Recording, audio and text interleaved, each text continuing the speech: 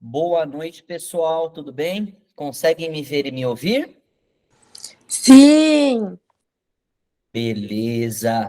Pessoal, meu nome é Rafael Dias, eu sou CEO da Enjoyvet Cursos Profissionais.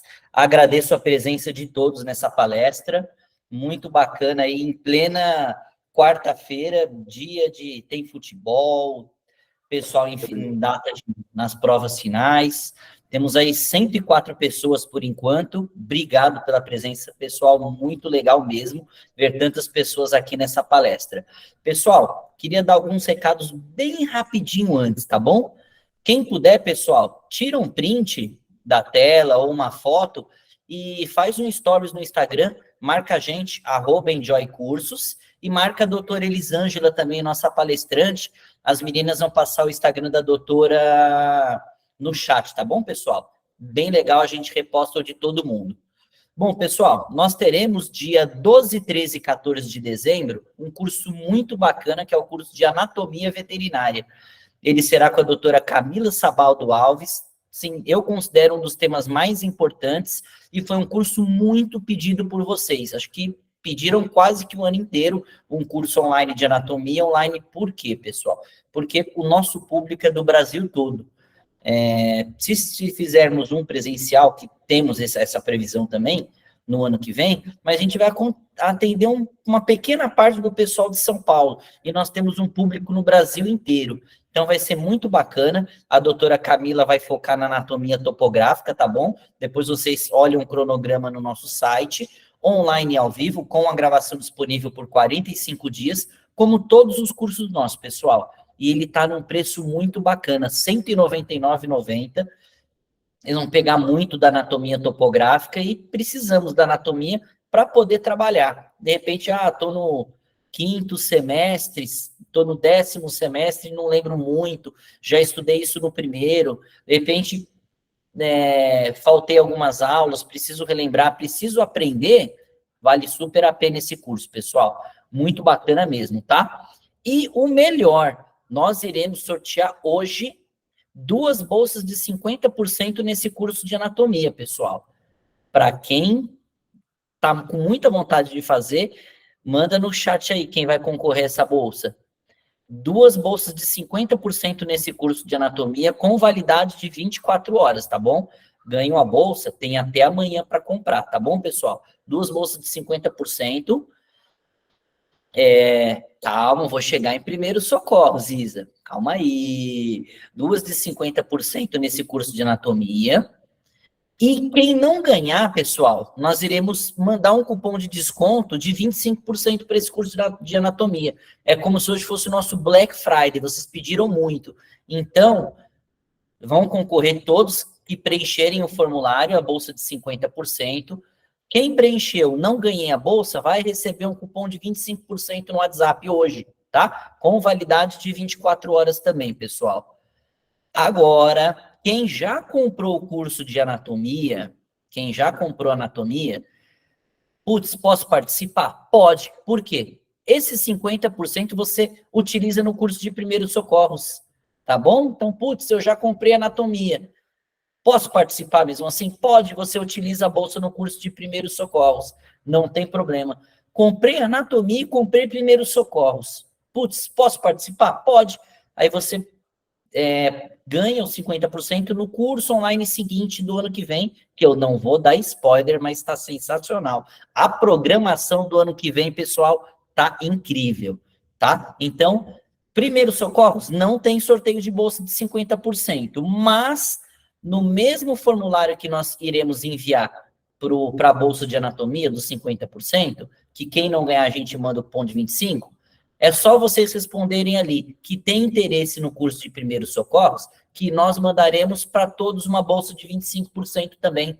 Então, para primeiros socorros, não tem bolsa de 50%, mas tem cupom de 25% para todo mundo que respondeu o formulário, pessoal. Então, vai sair baratinho. De R$ 169,00 o curso de primeiros socorros, vai sair por, eu não sei de cor agora, não sou muito bom de conta, mas com 25%. Então, não deixe de responder o formulário, tá bom, pessoal? O formulário a gente vai mandar daqui a pouco, tá bom? Junto com a lista de presença. Então, um formulário é da lista de presença, o outro formulário é para as bolsas, tá bom? 2 de 50% de anatomia. Quem não ganhou as bolsas vai receber um cupom de 25%. E todo mundo que tiver interesse no curso de primeiros socorros já responde também que tem interesse, que vai receber no WhatsApp o cupom para comprar com 25%.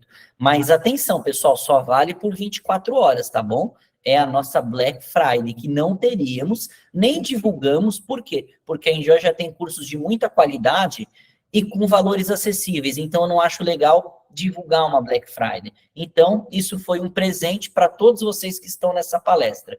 Beleza, pessoal? Para privilegiar vocês que entraram na palestra. Então, não esquece, faz um stories, marca a gente, @enjoycursos. As meninas vão mandar o Instagram da doutora. Eu já falo aqui para vocês, só um minuto. Vou mandar o Instagram da doutora, é Bigodes e Focinhos Cat. @enjoycursos e @bigodes e focinhos cat. Beleza? Queria, desde já, daqui a pouco vou ter a oportunidade de falar melhor com a doutora, agradecer a doutora Elisângela. Pessoal, aproveitem o conteúdo da doutora Elisângela, ela é sensacional, é uma das melhores do Brasil. Eu sou muito fã da doutora. Eu conheci como tutor, gosto tanto da doutora que conheci como tutor. Não deu para salvar o meu gato, mas tudo que a doutora falou, vai acontecer isso, isso, isso, ele vai ter que colocar bypass, isso, tudo que a doutora falou bateu. Então, eu fiquei muito fã. Fiz um mês de estágio obrigatório com a doutora, virei mais fã ainda. É um dos lugares que eu mais me sinto bem, é aqui, a clínica da doutora.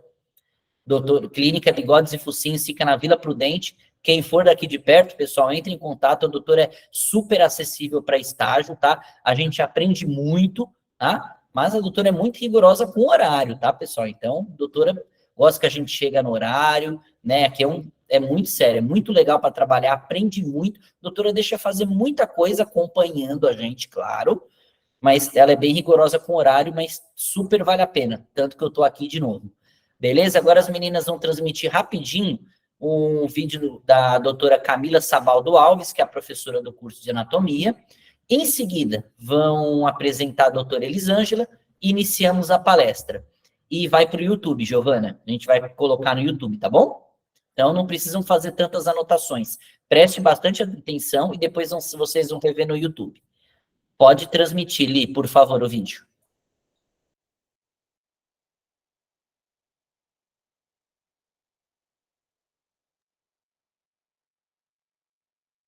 Olá, pessoal.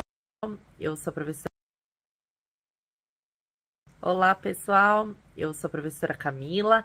Vim aqui fazer um convite para você que teremos o nosso curso agora no mês de dezembro, nos dias 12, 13 e 14, um curso totalmente voltado para anatomia. Então, você, estudante de medicina veterinária, estudante de auxiliar veterinário e também médico veterinário profissional que tem interesse em retomar alguns tópicos de anatomia, vou trazer para você detalhes maravilhosos e dicas fundamentais para a gente não esquecer de órgãos, estruturas e detalhes para auxiliar aí no dia a dia da rotina. Tá? Então, vou trazer anatomia topográfica, falando de todas as partes, cabeça, pescoço, tronco, abdômen, parte tórax, parte de membros, para aperfeiçoar e cada vez mais vocês conseguirem expandir nessa área tão importante da medicina veterinária. Então, fica aqui o convite para você. Se inscreva na Enjoy no curso de anatomia, acontecendo agora dias 12, 13 e 14 de dezembro.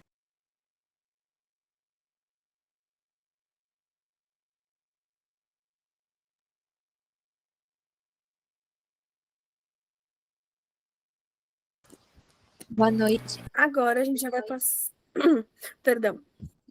Boa noite, pessoal, tudo bem? A gente já vai dar início ao curso. Antes, eu só vou ler o currículo da doutora Elisângela para vocês, tá bom?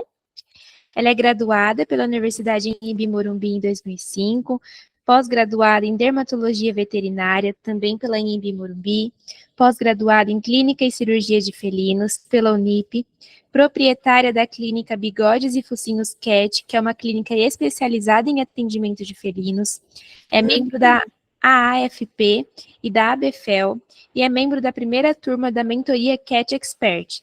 Também é pós-graduanda em oncologia veterinária pelo Instituto Qualitas. Boa noite, doutora, tudo bem?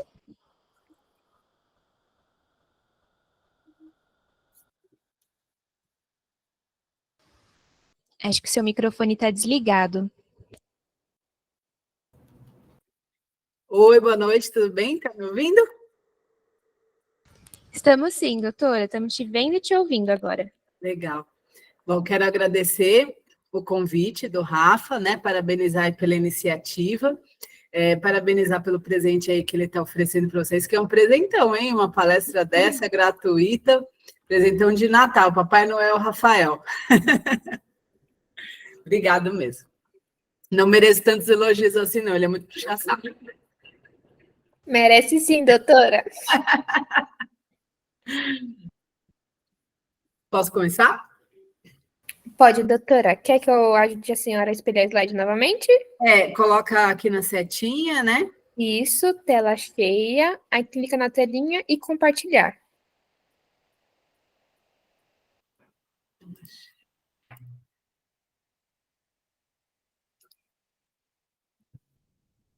Agora é só abrir os slides, doutora.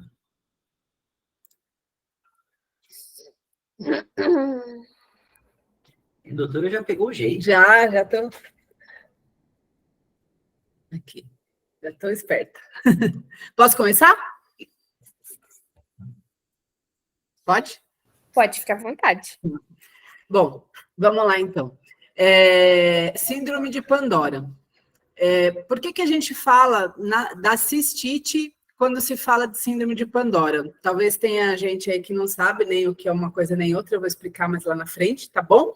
Mas, normalmente, a cistite vem como ênfase na síndrome de Pandora, porque a bexiga é o órgão que mais sofre nesse quadro. E vocês vão entender mais lá na frente por quê. O que é Pandora exatamente? Então, vindo lá da mitologia grega, né, da história dos gregos, num determinado conflito, eles mandaram um grupo de deuses, mandou para o outro uma caixinha, né, onde essa caixinha estava repleta de vários males, né, que hoje a gente vê na sociedade como mentira, difamação, enfim.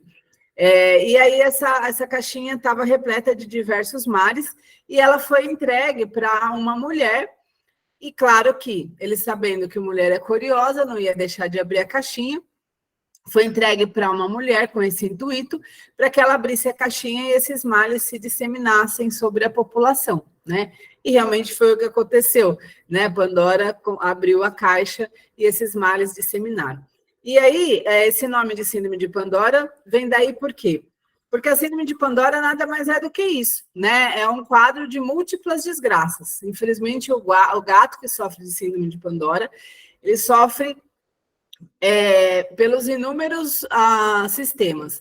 Sempre o trato urinário em evidência é o que mais manifesta sintomas, né?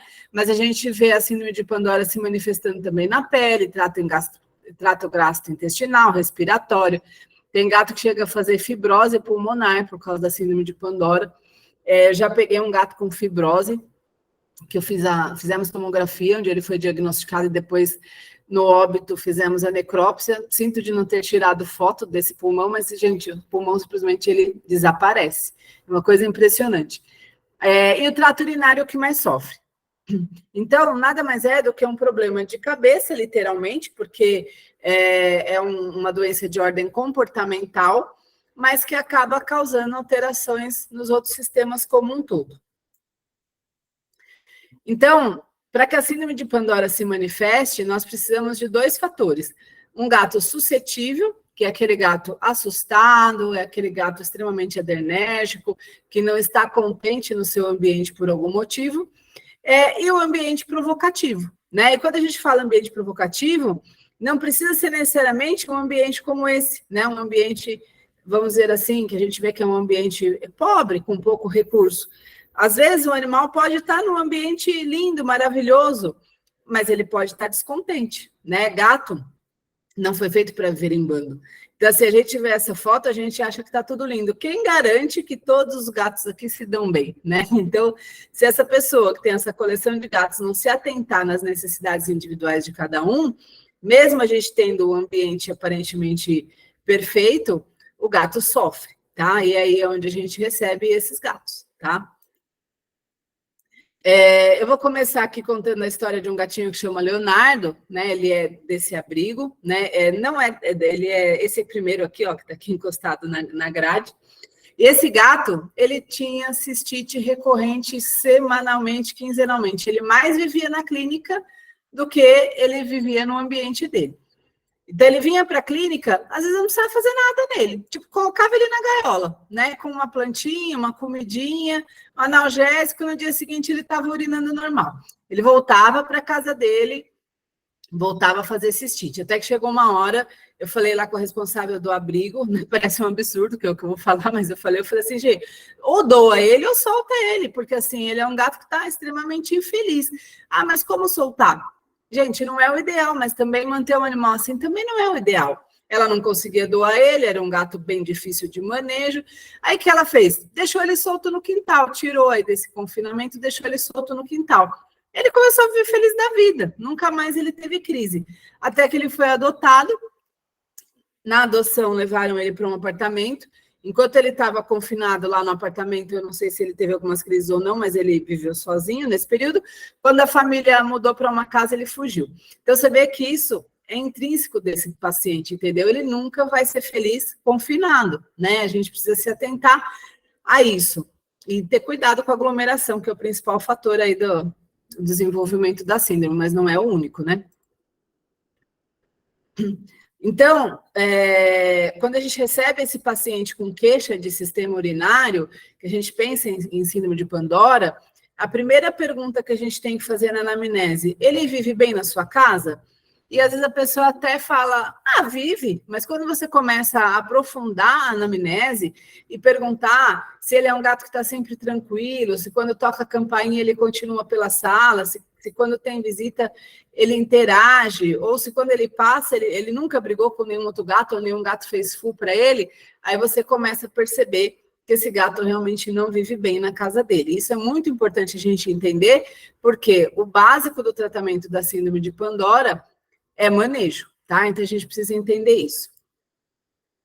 E para entender o porquê que esse gato é extremamente adrenérgico, medroso, e não interage bem com o ambiente atual, nós precisamos entender de onde esse gato veio, né? Então, assim, o gato, ele é muito recentemente domesticado comparado com os cães. Ele foi adorado na época do Egito Antigo, mas logo em seguida, na época da Idade Média, ele foi perseguido, né? Porque ele era relacionado com bruxaria, foi perseguido. Ou seja, esse gato ele tem pouco tempo de convívio harmonioso com o ser humano. E isso ainda não trouxe a ele uma segurança de ficar 100% num bem-estar, como acontece com o cão, né? Então, se a gente for ver os estudos, o cão ele tem 6 vezes mais tempo de convivência com o homem do que o gato. Isso significa o quê? Que ele não teve tempo de se adaptar, né? E como que se sabe isso? Tem estudos que encontraram fósseis lá na região do Egito Antigo, onde eles encontraram um gato abraçado, o contrário, né? Um ser humano abraçado com um gato. Significa o quê? Que existia um vínculo afetivo. Então, esses foram os primeiros documentários que mostram que o gato tinha um vínculo afetivo com o ser humano, que logo depois foi desfeito na época da Idade Média, onde ele começou a ser perseguido, né? E entendendo a sua história, o gato ele é um ser que ele não vive em bando. O único felino que vive em bando é o leão. Todos os outros gatos, inclusive o gato ancestral, que é o Felis silvestris, que é ancestral lá do gato do mato africano, ele vive solitário, tá? Ou seja, isso já traz todas as informações para a gente. Se na natureza ele vive solitário, como que a gente quer que ele viva feliz confinado num apartamento com outros gatos, né? Talvez isso vai trazer uma dificuldade de adaptação. Prova disso, que esse gato ainda tem um instinto solitário, é que vocês nunca vão ver em cima de um telhado. Nossa, hoje a Chicória está impossível, gente. Eu viajei e ela está extremamente carente. Né, Cico? Dá licença, Cico. Vocês nunca vão ver em cima de um telhado 2 gatos fazendo carinho em cima do outro, se lambendo ou brincando. Vai ser muito difícil isso acontecer. A não ser que eles tenham sido criados juntos, criaram um vínculo e eventualmente subiram lá no telhado. Mas, de modo geral, se vocês olharem no telhado, ou vocês vão ver gato brigando, ou vocês vão ver gatos solitários tomando sol, ou vocês vão ver gato cruzando, né? Então, assim, de modo geral, eles não interagem de forma amigável na natureza ou num ambiente livre. Quando a gente confina, aí, por falta de opção, alguns aceitam, né? Mas ela vai me atacar, essa categoria. Por falta de opção, alguns aceitam, mas não são todos. E para mostrar isso, né, vocês verem, desde 2015 já saiu uma publicação numa das principais revistas americanas, fazendo esse questionamento. O gato realmente ele é um ser domesticado, né? E os estudos mostram que não, tá? Estudaram o DNA do gato e perceberam que o DNA do gato atual é muito próximo do DNA do gato selvagem, ou seja, ele não evoluiu para que ele viva da forma que a gente deseja que ele viva. Então, pensando como um gato, se ele pudesse falar, essas frases não foram tiradas de mim, foram tiradas de uma aula de uma professora que é comportamentalista. Então, o gato falaria o seguinte: eu não abro mão da minha vida selvagem, eu vejo o mundo diferente do seu. Meu ambiente significa muito, quase tudo para mim. Né? Setorizar e demarcar é importante. E o gato, e lembrar que o gato ele é um predador, ele é um explorador, ele tem hábitos crepusculares, né? Tudo diferente do que a gente deseja para ele. Por quê? Do que a gente oferece para ele. Hoje a gente pega o gato, coloca num apartamento, às vezes lá no 20º andar, onde não chega nem um mosquito, né?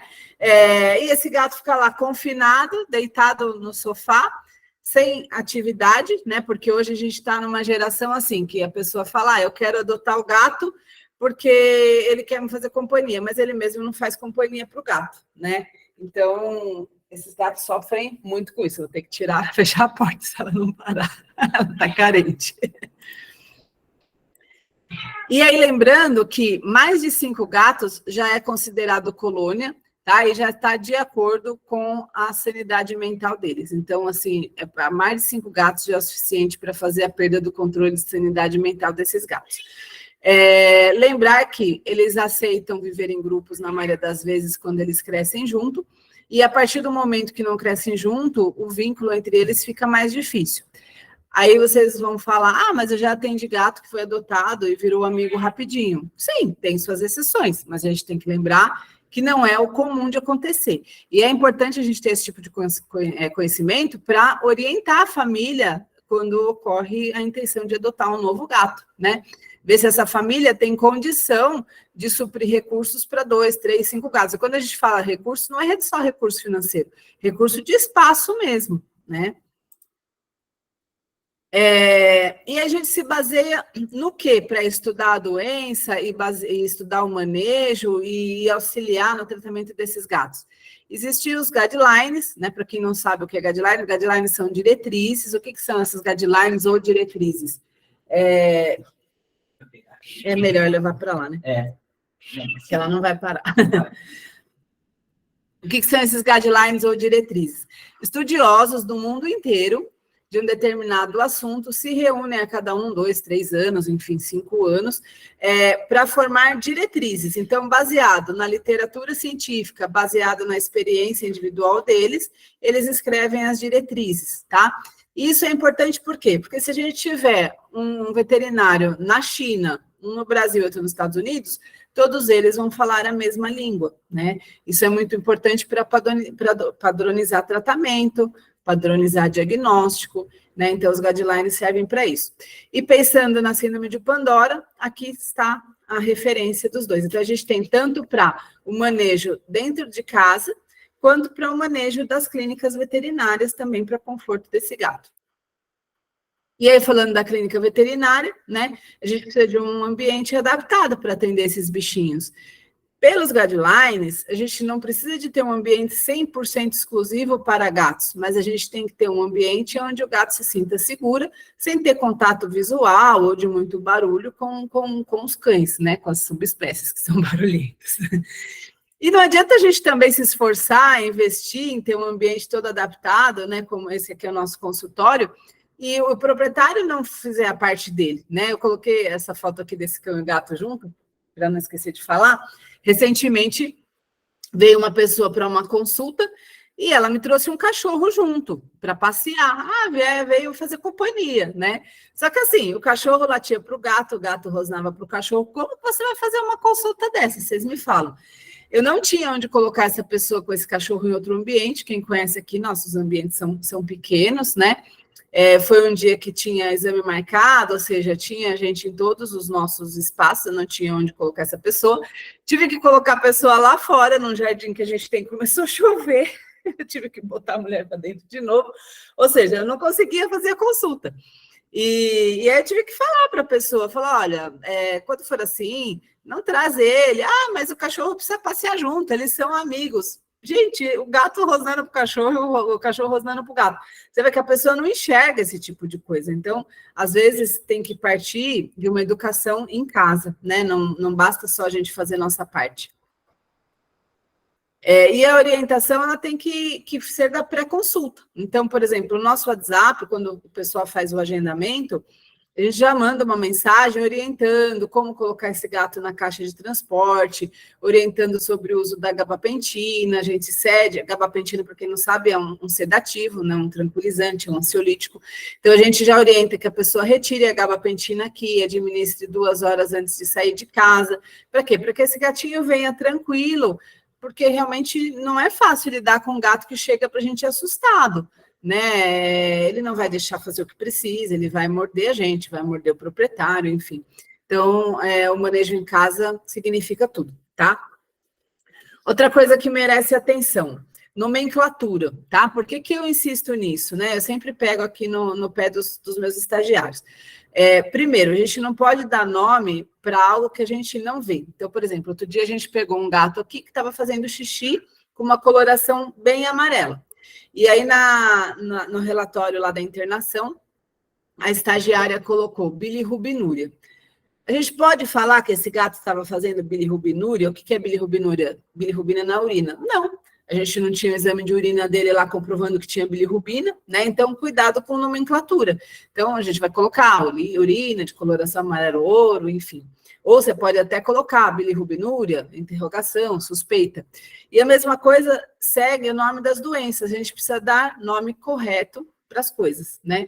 Então, para vocês terem ideia, até hoje eu recebo, às vezes, encaminhamento ou pessoas que vêm com prescrição para segunda opinião, com diagnóstico de DTUF, de SUF. Gente, SUF, que é a síndrome urológica felina, se usava na década de 80, 1912 até 1980. DTUF, que vocês já devem ter ouvido muito por aí, se usava também na década de 80. Em 2006, começou a se mudar a nomenclatura para cistite idiopática. E a partir de 2011, que veio a nomenclatura de síndrome de Pandora. Ou seja, nós estamos em 2023 e ainda tem gente que usa o nome de SUF ou DTUF. Então, é importante vocês se atualizarem em relação a isso. Por que isso é importante? Porque, às vezes, você vai pegar um proprietário, uma pessoa simples, que nem vai se atentar a isso. Mas vocês também podem atender aquele proprietário mais exigente, que sabe mais do que você, né? Gateiro sabe mais que a gente, acreditem. Ou um médico, entendeu? Que é mais atualizado. E assim, se você usar um termo errado, acabou. A relação de confiança acabou, né? Então, a gente tem que mostrar que nós sabemos o que estamos fazendo. E prestem atenção nesse nome, Tani Buffington, por que isso é importante? Todas as publicações importantes que a gente tem sobre síndrome de Pandora, tem ele no meio, tá? É esse pesquisador. Então, ele é uma pessoa de referência, vocês também precisam conhecer, gente, as pessoas de referência nas áreas de interesses de vocês. E até chegar na síndrome de Pandora propriamente dito, se teve várias suspeitas, né? Por que acontecia esses processos inflamatórios urinários desses gatos? Então, por exemplo, na década de 70, teve uma época que eles achavam que podia ter um agente infeccioso, porque acontecia em gatos de colônia. Poxa, se eu tenho uma colônia e 10 gatos estão com o mesmo sintoma, isso daí só pode ser contagioso, né? Hoje a gente já se sabe que é comportamental. Na década de 80, 90, com o advento das rações, associaram a causa como a ração, né, a Whiskas, né, todo mundo, vocês vão ouvir falar, nossa, mas o Whiskas é ruim, né, por quê? Por que a Whiskas pegou essa fama? Porque foi uma das primeiras rações que nós tivemos, então quando a gente começou a ter problemas de vias urinárias, era o Whiskas que a gente tinha no mercado, né? E a Whiskas traz a fama até hoje. E hoje a gente já sabe que o problema não é o Whiskas, não é a Royal Canin, o problema é a dieta seca, né? Dieta seca que deixa essa urina mais concentrada. Por exemplo, o sachê do Whiskas pode comer à vontade, então o problema não é o Whiskas, né? Essa literatura aqui, para quem quiser se aprofundar, mostra certinho como que funciona o mecanismo da síndrome de Pandora, que eu vou explicar um pouquinho mais à frente, mas aqui está bem detalhado. Quem quiser printar a tela. Aqui também fala bastante do manejo, né? É um trabalho que pergunta síndrome de Pandora, aonde estamos e aonde chegamos, né? Então, mostra toda a evolução aí da doença, falando das nomenclaturas, enfim. Entendendo melhor o quadro, quando a gente pega um paciente com alteração de via urinária, ou seja, ele chega para a gente com cistite, né? E essa cistite se manifesta por disúria, hematúria, ou seja, sangue na urina, dor a urinar, e eles chegam para a gente com essa queixa.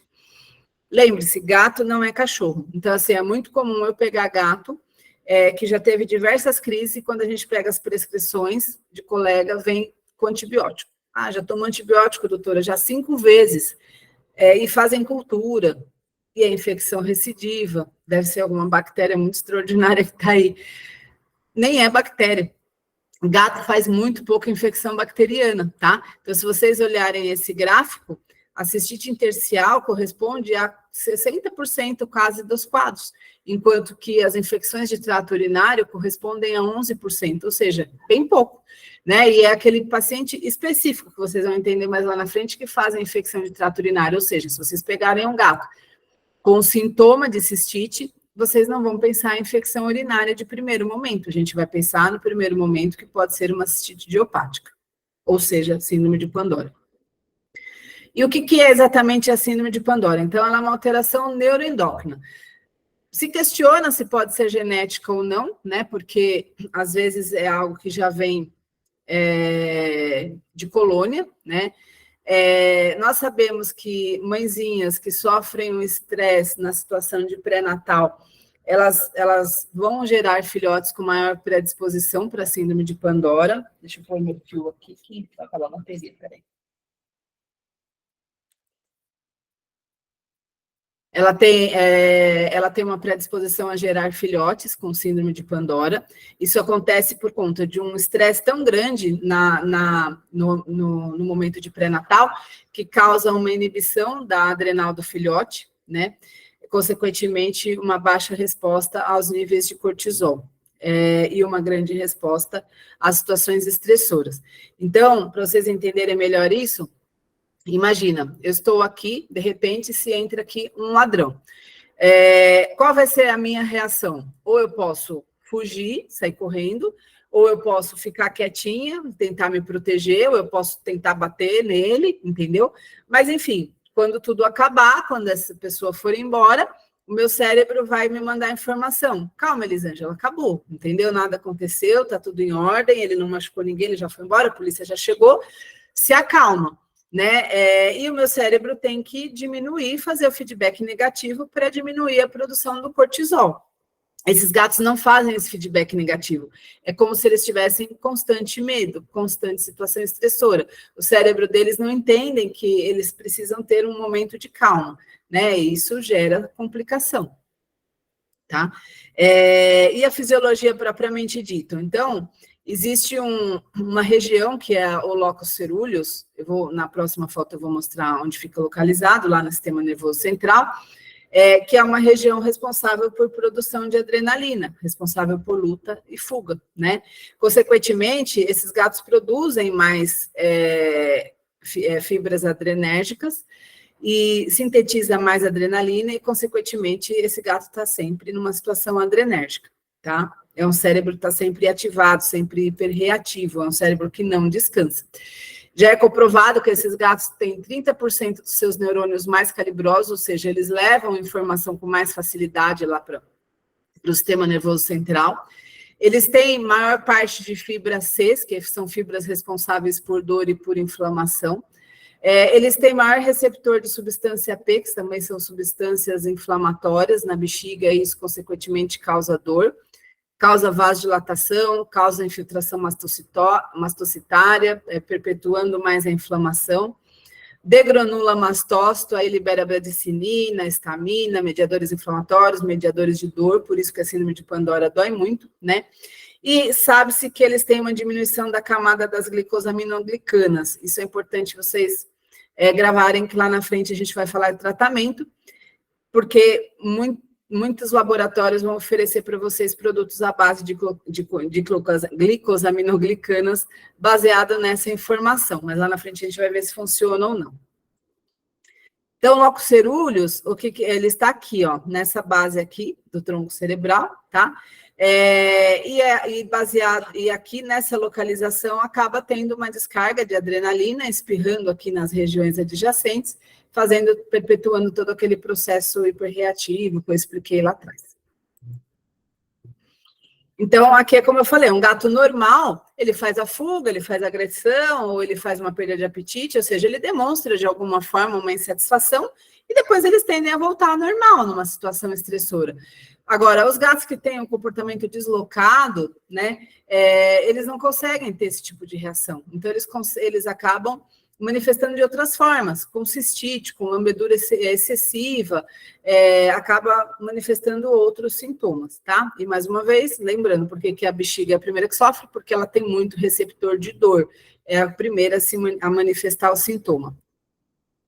Aqui tem um vídeo, para vocês entenderem o que é uma bexiga de um gato com síndrome de Pandora. Aqui é uma cistoscopia. O que é a cistoscopia? É igual uma endoscopia, quando a gente faz endoscopia, que entra a câmera pela boca para chegar no estômago e no intestino, aqui entra pela uretra para chegar na bexiga. Conforme vai distendendo essa bexiga com soro fisiológico, prestem atenção como essa bexiga começa a sangrar. Isso, gente, porque é soro fisiológico. Imagina isso sendo xixi numa urina altamente concentrado, que é comum do gato com síndrome de Pandora. Se vocês forem ver, eu vou adiantar aqui para não demorar muito, mas olha como vai sangrando, tá? Conforme vai distendendo essa bexiga, olha os vasos ficando mais evidentes e olha como vai sangrando, né? Olha isso. Vocês acham que isso dói pouco? Né? Isso dói muito, muito, muito, muito. E é por isso que esses gatos sofrem com tanta dor, né? E quando suspeitar que esse gato tem síndrome de Pandora? Poxa, eu recebi um paciente que está com disúria, está com hematúria, como é que eu suspeito se ele tem síndrome de Pandora?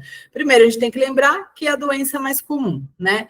Segundo, gatos jovens. Então, se vocês pegarem, por exemplo, um paciente com 15 anos, que nunca teve uma queixa semelhante, provavelmente não é síndrome de Pandora. A não ser que a pessoa tenha um histórico, eu tenho um gatinho novo, um irmãozinho, tal, ou, sei lá, entendeu? Uma mudança muito abrupta aí na rotina desse gato. Mas provavelmente não vai ser síndrome de Pandora. Talvez esse gato pode ter uma neoplasia de bexiga, esse gato pode ter uma infecção urinária, sim, esse gato mais idoso, porque ele tem a densidade urinária dele mais baixa, que deixa perpetuar a bactéria. Vou mostrar uns exames mais lá na frente para vocês. Né? Mas assim, peguei um gato jovem, às vezes um gato obeso, que bebe pouca água, que não gosta de dieta úmida, só come alimento seco, aquele gato que vive indoor, que é mais entediado, castrado, não se sabe muito bem a correlação, mas por que se fala que gato castrado tem mais síndrome de Pandora? Na verdade, porque a gente tem mais gatos castrados, né? E o gato que normalmente não é castrado é o gato que está na rua, passeando por aí, ou seja, não é um gato entediado. Mas se for um gato que não é castrado e vive dentro de casa, pode ter certeza que ele vai desenvolver síndrome de Pandora. Machos desenvolvem igual fêmea, a diferença é que os machos obstruem mais por conta da uretra muito estreita, então qualquer sedimento, qualquer quadro de dor, eles vão fazer uma obstrução importante, enquanto as fêmeas às vezes se manifestam só com dor, sem obstrução. Quando a gente faz a urina, o exame de urina desses gatos, a gente vai ver que a densidade deles é sempre 1,40, 1,50. Se for uma densidade muito baixa, suspeite. Não deve ser síndrome de Pandora, pode ser um processo infeccioso, faz cultura, tá? Pense em outras causas. Esse trabalho mostra o quê? Eles fizeram a cistoscopia, né, que é aquele exame que eu mostrei anteriormente, e o que ele... Ó, Daniela Ramos, aqui, que é uma comportamentalista, professora Arquivaldo, né? Esse povo todo vocês têm que conhecer, tá, gente? Alexandre Daniel, referências mesmo na medicina felina. E eles fizeram esse trabalho bem grande lá na USP, e o que eles detectaram? Que gatos que fazem micção inapropriada, ou seja, às vezes a pessoa chega para você só com essa queixa. Ah, meu gato não faz xixi na caixa, né? Mas você acha que ele tem dor? Não vejo ele ter dor, mas ele não faz xixi na caixa. Olha só, 38,9% de gatos que só manifestavam micção inapropriada tinham problemas de vias urinárias, ou seja, toda vez que a gente tiver uma queixa de micção inapropriada, antes da gente falar que é comportamental, é mania, é não sei o quê, o gato está marcando território, pense que esse gato pode ter dor, tá? Investigue. A cistite intersticial também acontece em humanos, né? Mulheres em humanos se manifesta mais em mulheres brancas, então em humanos se correlaciona talvez com algum fator genético. Existe mais de 150 tratamentos catalogados para humano e nada efetivo, né? E no ser humano a gente consegue saber se é efetivo ou não, porque o ser humano fala, né? E essas mulheres, todas elas fazem o relato de que elas têm uma dor crônica, né? Elas têm a crise, que é aquela vontade de você ir no banheiro toda hora, quem já teve cistite sabe, a gente tem vontade de ficar lá sentado dia e noite, porque se você levantar, você acha que você quer voltar de novo fazer xixi, mas quando elas não estão na crise, elas têm uma dor pélvica. Não é uma dor incapacitante, mas é uma dor crônica. Então, a gente acredita que esses gatos também tenham o mesmo tipo de dor, por isso que eles precisam ser manejados com analgésicos de uso crônico, tá? E para tratamento, a gente precisa seguir alguns pilares, né? Então, existe esse guideline, aqui, que é essa diretriz, que mostra para a gente 5 pilares para o bem-estar do gato, e, consequentemente, a gente conseguir reduzir as crises da síndrome de Pandora, tá? É muito importante isso, inclusive, a gente até às vezes entrega esse guideline para o proprietário, para a família entender que não tem nenhuma medicação milagrosa para tratar isso, que a base é o manejo. Enquanto eles não corrigirem o manejo desse gato, o ambiente desse gato, a gente não vai ter sucesso. Esse gato vai ter 1, 2, 3, 5 crises, vai chegar um momento que a pessoa vai se cansar de você, vai achar que você não está acertando, vai para outro veterinário, e aí o que acontece? Outro veterinário aplica lá um antibiótico, ganha uma aplicação na consulta, e a pessoa fala, ó, tá vendo? Fez um antibiótico, melhorou. Na verdade, podia fazer qualquer coisa, vai melhorar porque é autolimitante. Então, é importante saber que o problema está no manejo, tá? Essa literatura mostra literalmente aquilo que a gente falou no início. É um gato suscetível com ambiente provocativo. E olha aqui o que aparece, ó, trato respiratório, agressividade, alteração gastrointestinal, ou seja, acomete tudo mesmo, tá? Então, qual é o pilar 1 desse guideline? Pilar 1 é forneça um ambiente bem seguro, ou seja, esse gato ele precisa ter uma forma de se esconder, de descansar, tá? E quando a gente fala uma forma de se esconder e descansar, é um ambiente onde ele consiga chegar até lá e literalmente descansar. Por exemplo, aqui, ó, se vocês verem essa gaiola, nossa, tá lindo, né? Tá no meio do mato, tem contato com a natureza, o gato deve gostar de ficar olhando as plantas, as árvores, mas olha isso aqui, se um desses gatos resolver se engalfinhar aqui, vai virar uma bagunça, né? Ou se tiver um gato mais territorialista aqui, brigando, o outro não consegue passar, né? Então, ou seja, a gente tem que entender a necessidade do gato antes da gente organizar uma estrutura dessa, né? Uma coisa legal, aqui, ó, essa escadinha por cima aqui da parede, por que serve essa escadinha? Vamos supor que a gente tenha um gato que é mais briguento aqui embaixo, e ele não deixa o outro gato que é mais submisso passar. Esse negócio de submisso também nem é um termo muito certo, mas só para vocês entenderem. O gato que é mais submisso passar. Então, por exemplo, se esse gato mais briguento está aqui embaixo fazendo a campana, o gato que é mais medroso, ele tem a alternativa de subir e passar por cima, né? Sem ele ter que encarar, né, o outro, tá? E a gente tem que ter atenção também nesses casos, nas escadas, nos corredores. E por que isso? Porque, às vezes, a água está lá num canto da casa, a caixa de areia está lá no outro canto, e o gato precisa passar por esses corredores para poder comer, ou poder usufruir da caixa de areia, ou poder beber água. E aí se causa um transtorno toda vez que ele precisa circular. Então, a gente precisa ter recurso para que esse gato não precise circular, se deparando, de repente, com outro aí que ele não se dá muito bem, né? Então, por exemplo, aqui, ó, a diferença aqui da disposição das prateleiras. Aqui é esse coloridinho aqui é da nossa clínica. Então, vocês veem que aqui, ó, por onde ela quiser subir ou pular ou descer, ela consegue, tá? Se tivesse um outro gato que talvez eles não se interagissem muito bem, dois se encontrando aqui, um pode pular para lá, outro pode pular para cá. Aqui já fica mais confinado, se encurralar, acaba dando briga. Então, a gente tem que pensar bem como promover essas prateleiras. Eles gostam de sempre estar no alto, tendo visão para ambiente externo, né? Gostam de toca, e não precisa ser uma toca caríssima, uma caixa de papelão já traz alegria. Eles precisam ter visão para o meio externo, eles precisam ter a possibilidade de ver o meio externo junto com o amiguinho, se assim eles quiserem, mas também de ver sozinho, se ele optar por ficar sozinho, né? Então, a gente tem que pensar em tudo isso. Então, aqui é uma foto até do guideline, tá vendo? Ele está no alto, no ambiente que ele tem visão para o meio externo, enfim. Pilar 2, múltiplos recursos em locais distintos. Então, a gente tem que pensar que o gato é um ser setorizado, tá? O lugar que ele come não é o lugar que ele quer fazer xixi e cocô, e não é o lugar que ele quer brincar. Então, a gente precisa ter um lugar de brincadeira, um lugar de comida, um lugar de eliminação, porque se a gente colocar tudo junto, ele não vai se sentir bem. Às vezes a pessoa faz aquele quarto do gato, coisa mais linda, né? Prateleira, comida, cama, chique, tudo no mesmo lugar. Tá errado, né? Tem que ser em ambientes diferentes. E quando a gente não pode promover um ambiente diferente, por exemplo, aqui é uma foto da clínica, tá? Aqui, por exemplo, ó, se vocês verem em cima, tá errado, caixa de areia com comida, com água. Então, o que a gente faz aqui? Por mais que a gente não possa distribuir caixa de areia em todos os ambientes da clínica para a nossa chicória, a gente coloca em espacinhos separados. Então, se vocês verem, embaixo dessa bancada tem a caixa de areia, embaixo da outra bancada tem a água, aí lá em cima tem a comida. Então, a gente tem que ir setorizando, né? E o uso da caixa de areia é muito importante também. A caixa de areia, a gente tem uma caixa de areia do lado da outra, como se fosse um banheiro só, tá? Então, tem aquela velha pergunta: quantas caixas de areia você tem? Ah, tenho 3, 5. Elas ficam no mesmo ambiente? Fica. É como se fosse uma caixa só. Então, a gente precisa ter em ambientes diferentes, porque se o gato não quiser usar nesse ambiente por qualquer motivo, porque tem algum urubu usando ele lá, ele tem a possibilidade de migrar e ir para outro canto, tá? Ou seja, se uma caixa de areia também estiver muito suja, ele tem a possibilidade de ir para outro canto. Por isso que a gente precisa de 1 ou 2 caixas de areia por gato, mas em ambientes diferentes.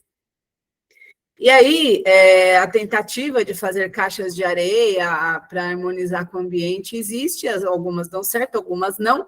A gente tem que pensar que a caixa de areia precisa ser grande o suficiente para o gato entrar, circular, né? Então, por exemplo, esse vaso, talvez o gato não consiga nem se mexer ali dentro, né? Então, também não adianta a gente inventar muito e a caixa de areia não ter um tamanho adequado. A foto aqui em cima, por exemplo, é da clínica, da nossa recepção antiga. Nós reformamos, ela não existe mais. Mas, enfim, a chicória ama fazer xixi e cocô fora do lugar. Ela não faz na caixa de areia dela. Isso porque tem uma explicação, né? Aqui é um lugar que tem outros gatos, muitos cheiros. O lugar que eu posso pôr a caixa de areia dela é lá na internação, ou seja, é o lugar que ela menos gosta. e ela acaba fazendo tudo fora do lugar.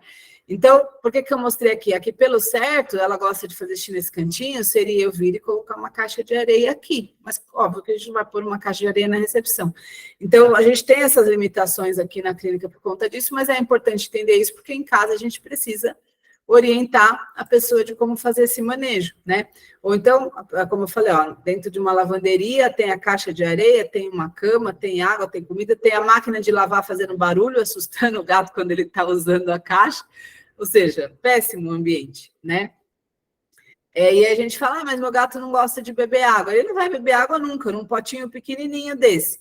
Junto com a comida, junto com a máquina de lavar fazendo barulho, junto com a caixa de areia, ele só vai beber quando ele estiver realmente morrendo muito de sede, né? Existem alternativas para fazer o gato beber água? E o sal, né? Muitas rações acabam colocando mais sal.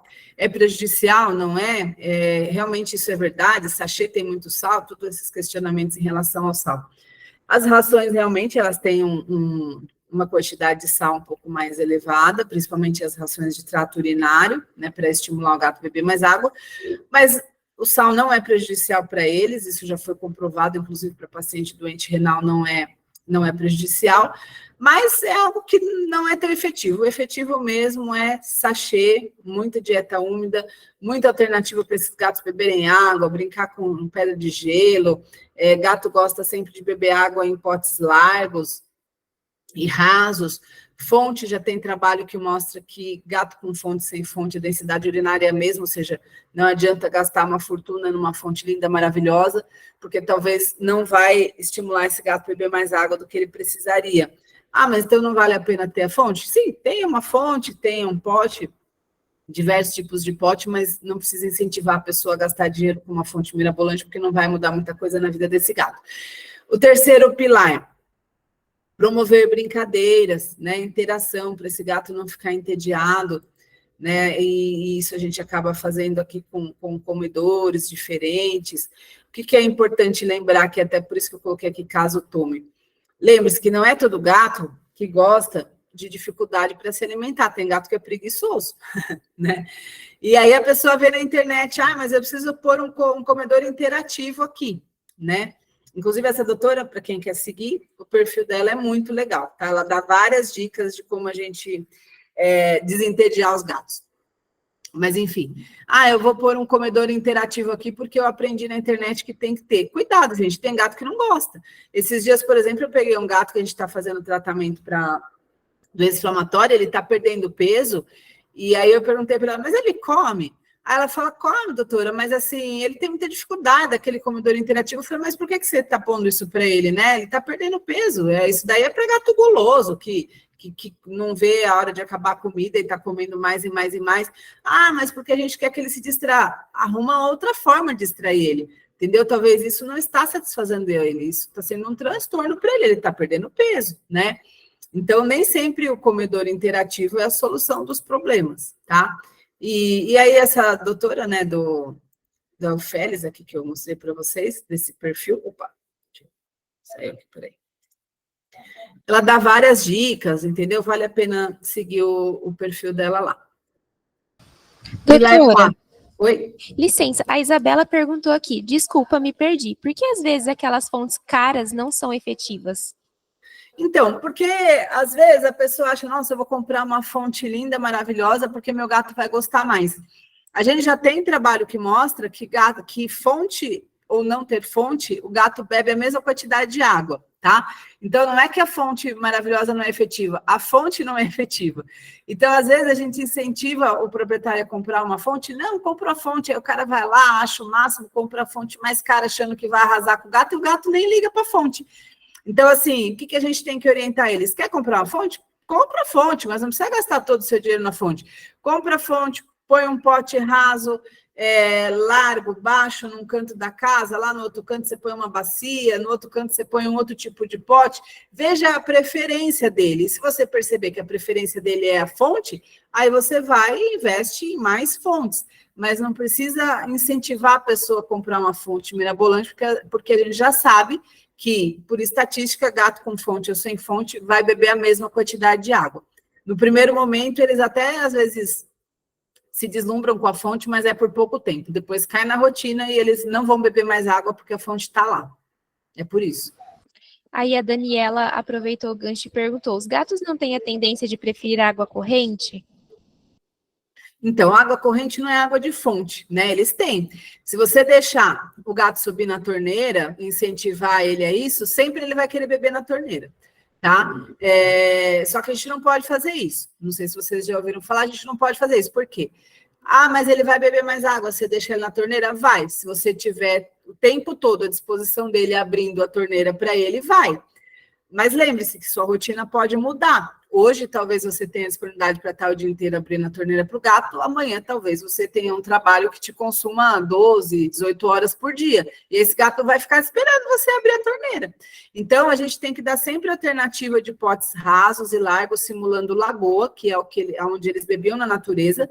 Por exemplo, num ambiente onde tem escassez de água, onde que eles vão beber água? Numa lagoinha lá, numa poça de água. É lá que eles vão beber.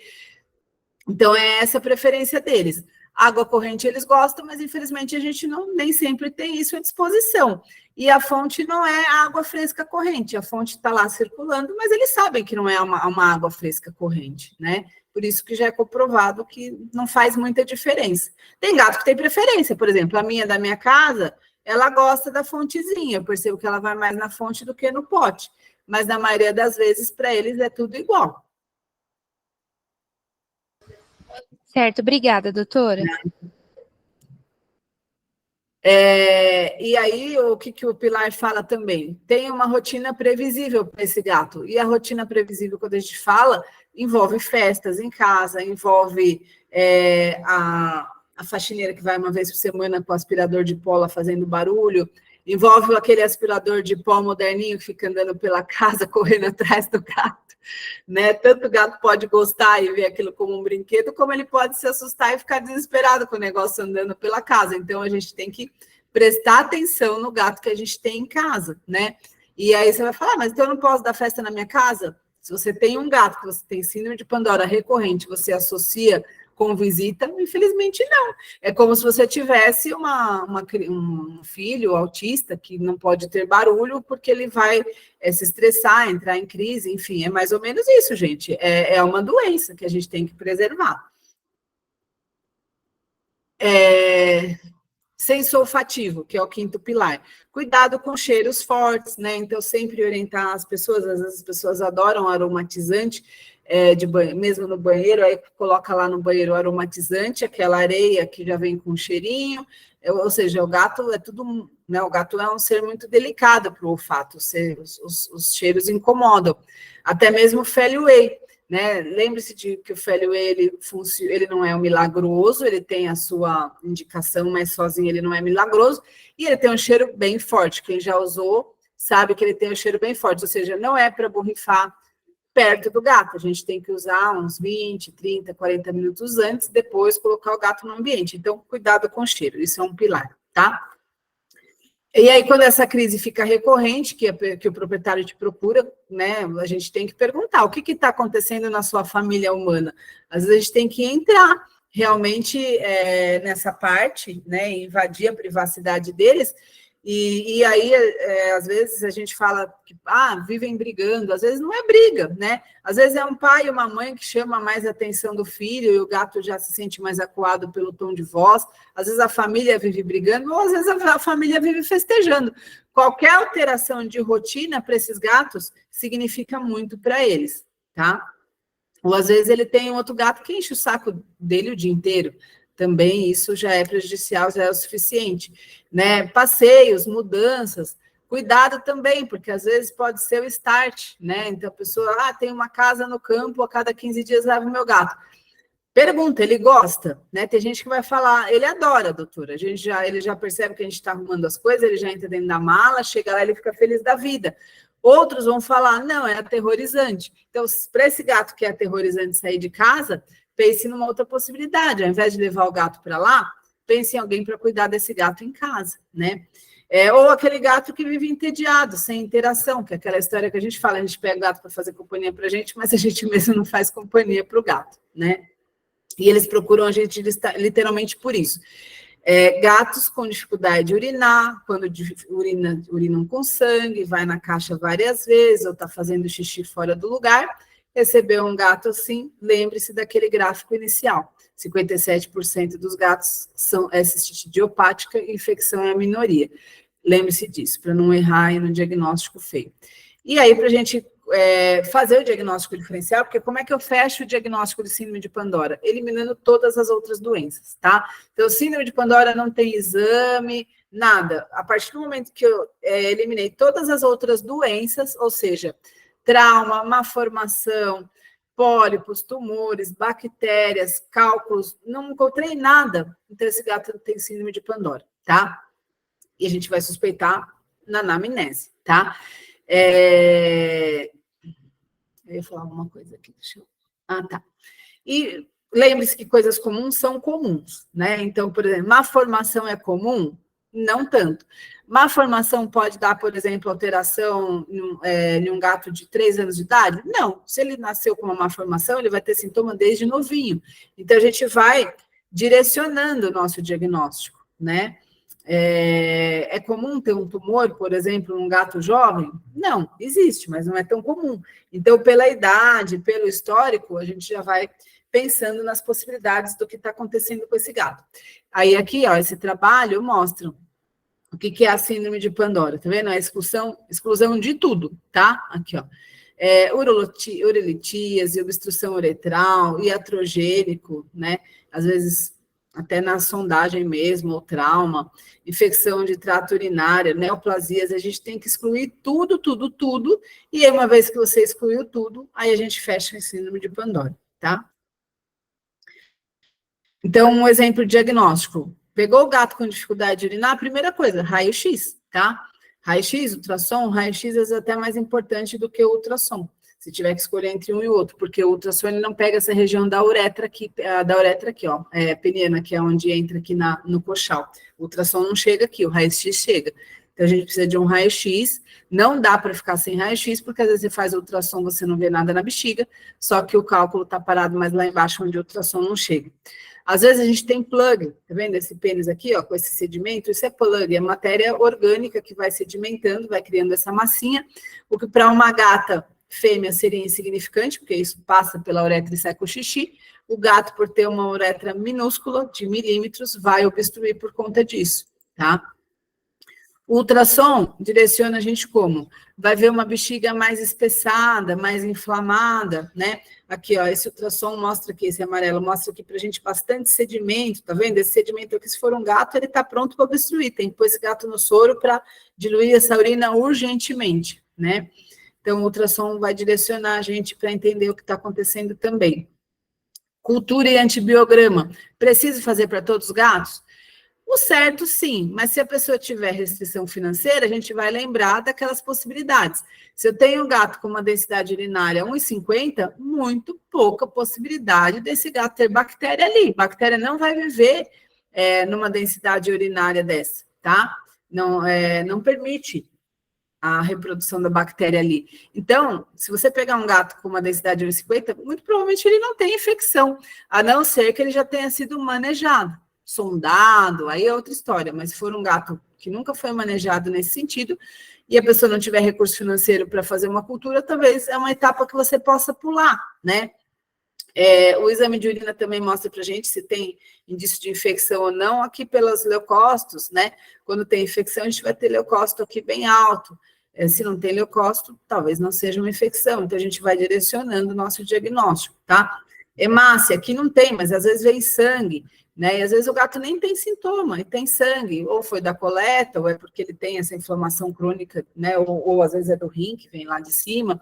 Agora, por exemplo, se a gente pega um gato que você faz o exame de urina e já tem uma densidade de 1,15, ou seja, essa densidade é baixíssima, esse paciente provavelmente ou ele é um doente renal, ou ele é um diabético. Aqui diabético, nesse caso, não é porque é glicose negativa, mas é um diferencial, né? E olha os leucócitos aqui, tá vendo? Então, esse gato é um gato que eu já penso que ele tem uma infecção urinária, esse já vai ter que ter um suporte de antibiótico, esse não tem síndrome de Pandora, esse tem uma cistite bacteriana, vocês entendem a diferença? Ah, mas e aí, eu tenho um cristal de oxalato aqui, ó, é responsável pelo caso? Não, gato tem cristal, tá? É normal a gente achar cristal em gato, às vezes a pessoa até vem para consulta, porque fez um exame em outro lugar, nossa, doutora, tá com um cristal, o que eu faço? Nada, só tem que fazer esse gato beber mais água, sachê, potes de água pela casa, enfim, tem que estimular a beber água, tá bom? Então, por exemplo, esse gato com densidade 1,15 foi feito cultura, né, aqui ó, Escherichia coli, que é a bactéria mais comum da gente encontrar, tá? É a bactéria normalmente por contaminação fecal. É o que a gente tem de mais comum. Ela vai mudando o tipo de bactéria se é um gato muito manejado, que já recebeu antibiótico muitas vezes, mas de modo geral, E. coli, ela reina ali.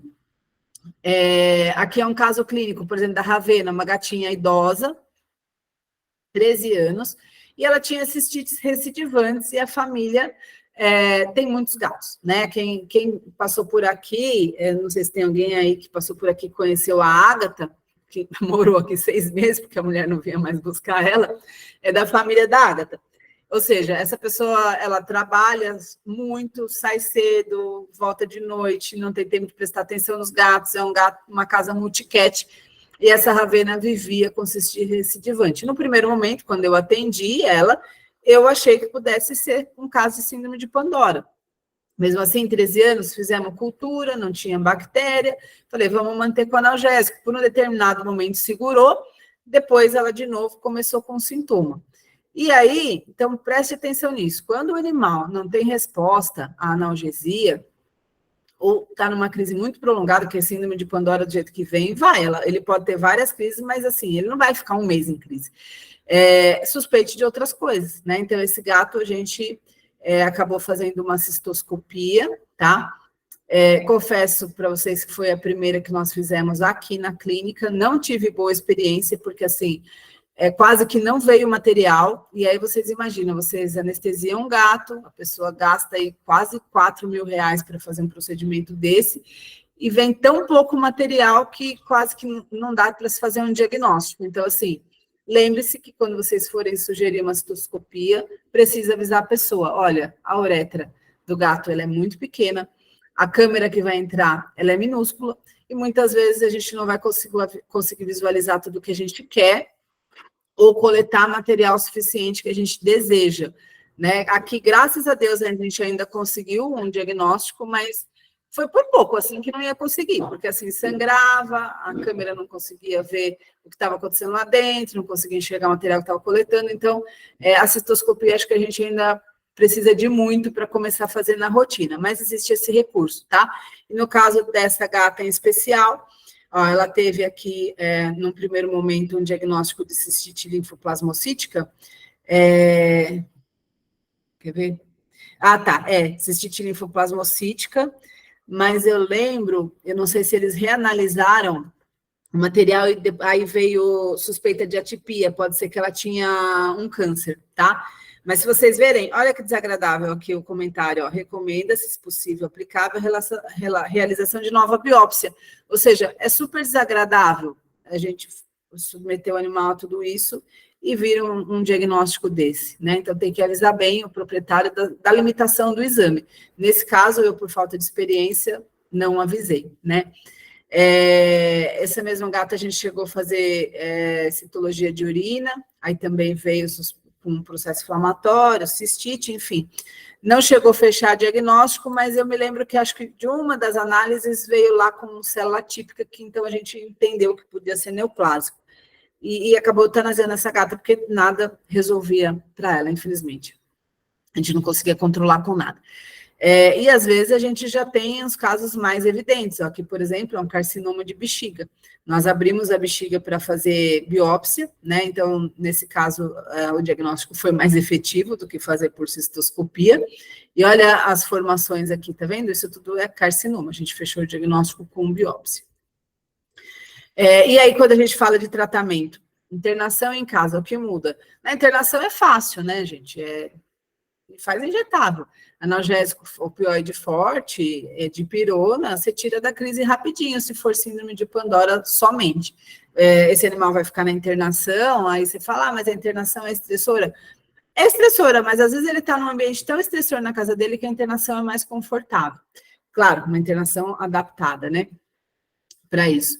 E quando vai para casa, pergunte para a família, vocês têm facilidade de medicar esse gato? Porque às vezes a pessoa vai para casa com uma prescrição e não consegue medicar o gato, né? Esse gato fica lá sofrendo com dor, então precisa perguntar bem se a pessoa consegue medicar, para que a gente possa fazer a prescrição adequada, tá?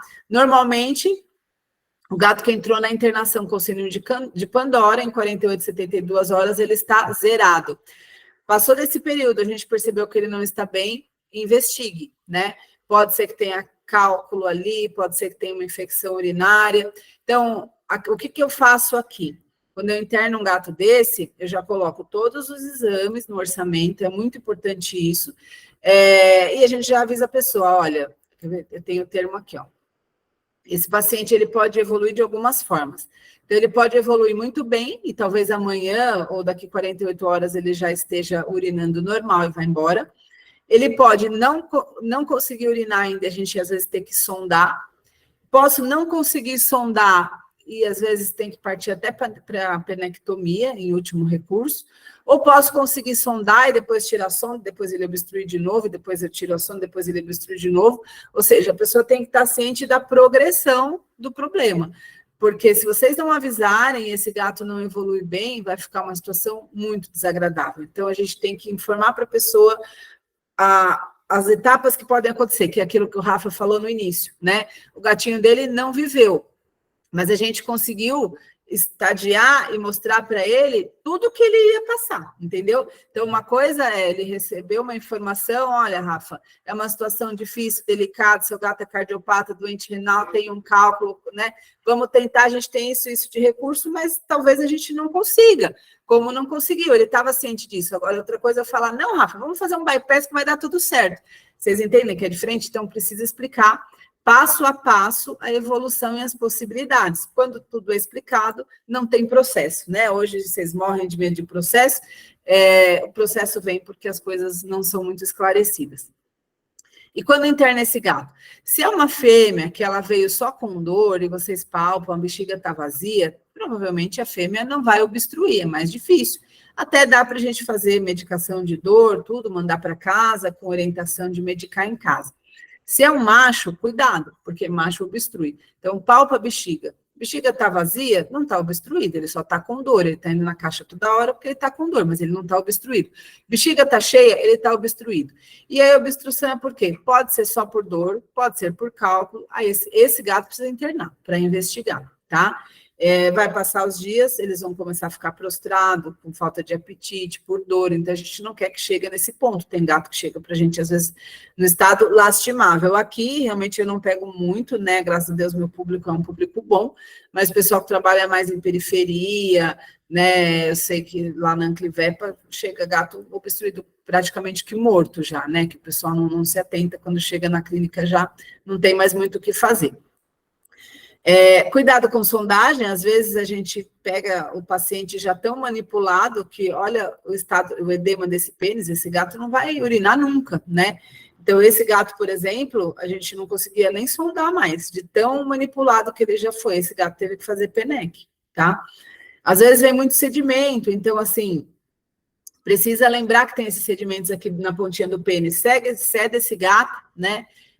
Massageia, põe um cateterzinho ali, eu tenho uma foto mais lá para frente, eu vou mostrar, põe um cateterzinho ali, joga soro, às vezes só essa pontinha que vocês tiram aí de sedimento, de plug, já é o suficiente para desobstruir, às vezes esse gato não tem uma obstrução mais alta, mais complicada, né? Massageia, até tem a doutora que opera aqui, ela fala assim, tem que bater punheta mesmo pro gato, né? Massageia, faz fricção, nessa fricção, o gato relaxado, anestesiado, solta esse plug, às vezes esse gato já começa a urinar. Olha esse outro pênis aqui, ó, tão manipulado, você imagina a dor que esse gato sente. Às vezes, se a gente fizer uma citocentese de alívio, umas 2, 3 vezes, com um bom analgésico, tirando a dor, ele volta a urinar também. Se você for tentar sondar, às vezes você vai machucar ainda mais, né? Aqui, ó, é a foto do catéter, tá vendo? Às vezes não precisa passar uma sonda inteira para chegar lá na bexiga e machucando a uretra todo o seu trajeto. põe um catéter, faz um flush, às vezes a pontinha desobstruindo, esse gato já volta a urinar, né? A sondagem é o último recurso, tá? Aqui, ó, uma foto de um plug, olha que coisa interessante. Às vezes a gente ouve plug, o que é isso? É esse sedimento de matriz que vai se mineralizando, vai aglomerando, fica gelatinoso. Para uma fêmea isso é insignificante, para um macho significa muito, tá? E quando eu devo sondar, né? Então, eu coloquei a foto aqui desse perfil, talvez vocês conheçam ele, é um menino aí bem conhecido, ele faz vários posts interessantes, né? E só que esse post aqui, eles foram infelizes. E aí, o que acontece? Eles colocaram no post deles, foi o seguinte: recebi um gato macho, bradicárdico, estrutura rígida em abdômen, tentou massagem vesical, não urinou, tal. O que eu faço? É um gato clássico de obstrução uretral, então é aquilo que eu falei, ó, tá vendo? Se ele chegou bradicárdico, ele já tá assim há algum tempo, não começou em algumas horas ou não começou hoje, tá?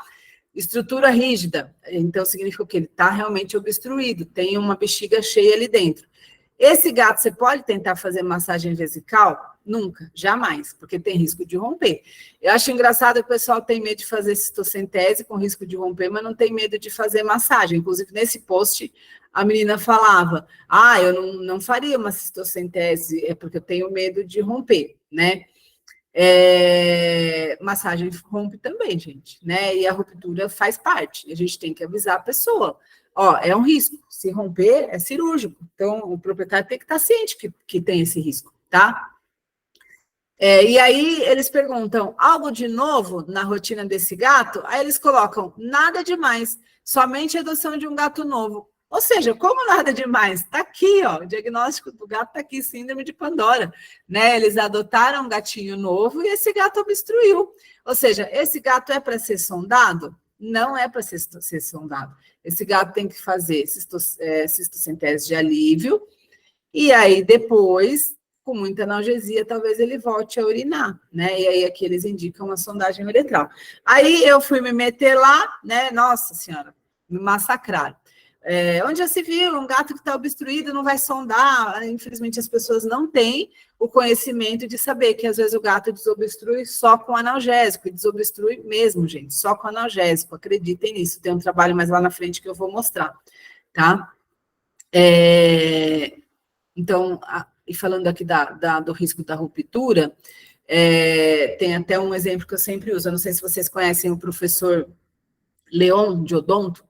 Ele é uma figura, ele é maravilhoso.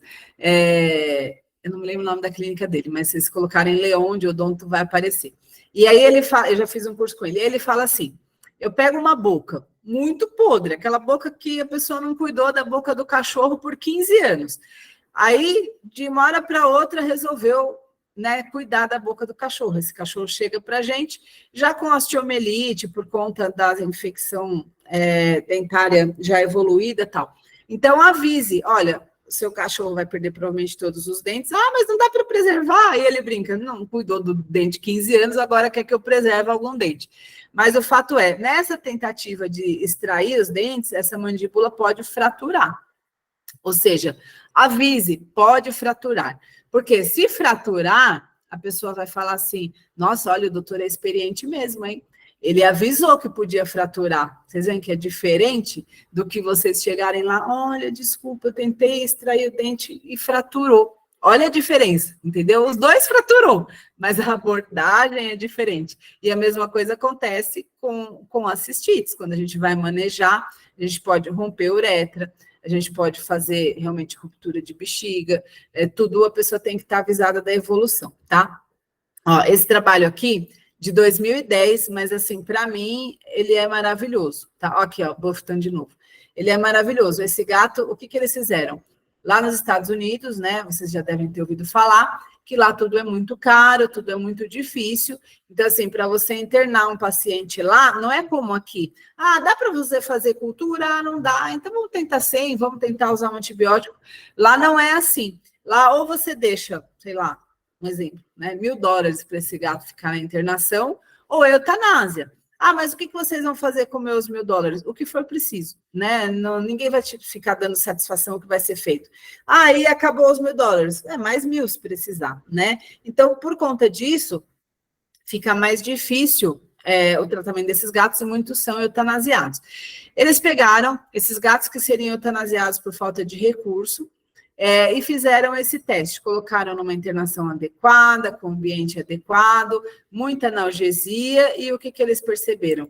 Que 60% desses gatos, 60%, 70% desses gatos, urinaram em até 72 horas, ou seja, analgésico desobstrui, tá? Só não vai desobstruir se a gente tiver cálculo, aí óbvio, não tem milagre, mas se a gente estiver frente a um quadro de síndrome de Pandora, com dor, sem obstrução mecânica, analgésico desobstrui, tá?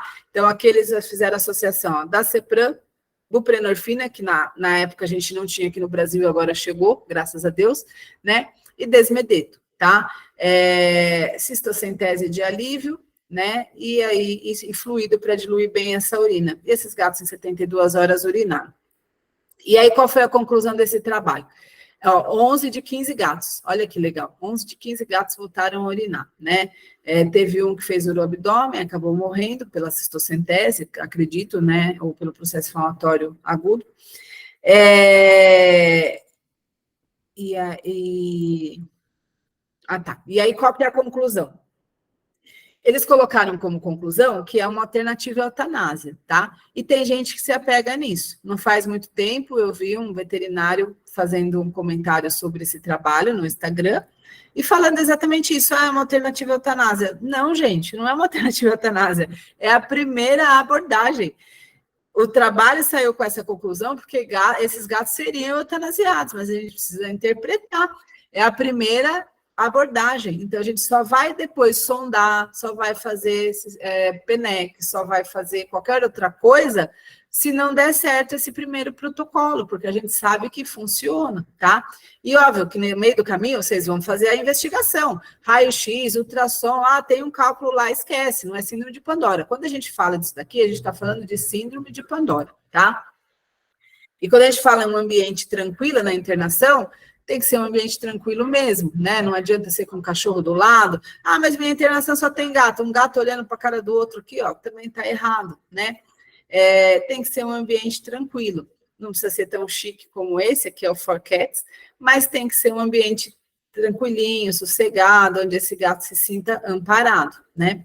Ó, aqui é uma foto de um raio-x. Olha quanto cálculo tinha na uretra desse gato e na bexiga desse gato. Óbvio, isso aqui não é síndrome de Pandora, entendeu? Se fez esse raio-x e achou isso aqui, esquece, o manejo é totalmente diferente, né? Aqui é provavelmente até cirúrgico, tá? Porque às vezes nem vai eliminar tudo isso. Aqui é a foto do raio-x com o sedimento, tá vendo? Que a gente consegue ver, né? E se precisar sondar, que sonda que eu uso? As Tomcats, que são aquelas que a gente conhece, que são mais baratinhas, que vocês encontram em todo lugar para comprar, não tem indicação, elas são rígidas, elas machucam, então às vezes a gente até pode sondar numa urgência, mas o ideal é que a gente sonde com a sonda mais flexível. Para os mais chiques, a gente tem a Buster, mas é mais difícil de comprar, mais cara, nem sempre a gente consegue importar, né? Uma vez que sondou, lavar bem essa bexiga, embora tenha trabalho que fala que lavar ou lavar não muda muita coisa, mas na minha concepção eu acho que muda sim, quanto mais sedimento a gente tirar, melhor. Se for deixar a sonda fixada, sempre uma sonda flexível, nunca a sonda rígida, né? E sempre lembrar que precisa ter uma anestesia e uma boa analgesia para a gente pensar em sondar, não é com o bicho acordado se mexendo, tem a opção de fazer bloqueio local, anestesia geral, enfim, diversas possibilidades, né? Cuidado com sondagens, porque pode romper a bexiga. Essa aqui é a foto de uma colega veterinária que estagiou aqui. Esse gato estava sondado com uma Tomcat, a hora que aconteceu, ó, rasgou a bexiga, então cuidado com isso de fixar a sonda rígida, tá? Usufrua de protocolos anestésicos adequados, às vezes a gente até faz bloqueio para poder relaxar bem esse gato e poder sondar com bastante segurança. E às vezes só da gente anestesiar, eles fazem xixi, relaxa e faz xixi, tá? Por exemplo, esse gato, caso Blue aqui, ele entrou em crise, hematúria, disúria, foi para um hospital, sondaram, romperam a bexiga dele, né? Chegou aqui totalmente edemaciado. Quando a gente foi fazer a cirurgia, ela foi para o hospital público, depois tentou, não conseguiu atendimento, enfim, foi uma complicação. E aí, quando a gente fez a cirurgia, olha só quanto sedimento tinha na uretra. Tá vendo isso aqui? Nenhuma sondagem ia conseguir resolver esse problema, né? Então, o raio, se tivesse feito um raio-x aqui, a gente já ia ver que talvez a gente não ia conseguir desobstruir. Olha esse outro caso desse outro gato. Chegou para a gente para uma segunda opinião, o gato morreu na mesa. Antes de qualquer coisa, morreu na mesa, né? Depois que a pessoa foi embora, a gente foi fazer a necrópsia. Olha isso aqui, tinha vindo de uma internação, tinham liberado ele de uma internação. Olha, xixi na cavidade, ou seja, tinha uma ruptura de uretra. Olha o cálculo aqui na uretra. E acreditem, eles tinham penectomizado esse gato, né? Ou seja, fizeram uma penectomia sem sequer fazer um raio-x, porque se tivesse feito o raio-x, eles iam ver que não adiantava fazer a penec, porque o cálculo está lá em cima. O que adianta tirar o pênis desse gato, né? Pode acontecer de perfurar a bexiga, tá vendo aqui, ó, xixizinho saindo por aqui. É um risco, sim, da cistocentese de alívio, a gente tem que avisar o proprietário. Aconteceu cirúrgico, né? Tem que abrir e corrigir, não tem jeito.